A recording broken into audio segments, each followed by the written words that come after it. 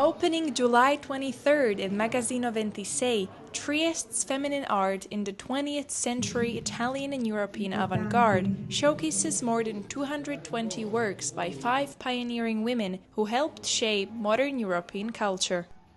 Il messaggio principale è testimoniare l'indipendenza delle donne triestine, indipendenza secolare che si esprime attraverso la loro pittura, la loro arte, ma anche attraverso il loro stile di vita. Il fatto di poter far coesistere senza creare confusione nel fruitore 5 linguaggi così forti e così diversi. Io spero che il pubblico recepisca questo concetto di libertà che emana da sempre dalle donne triestine e lo faccia proprio, e le donne soprattutto anche non triestine che verranno a visitare la mostra lo facciano proprio, perché è il nostro futuro.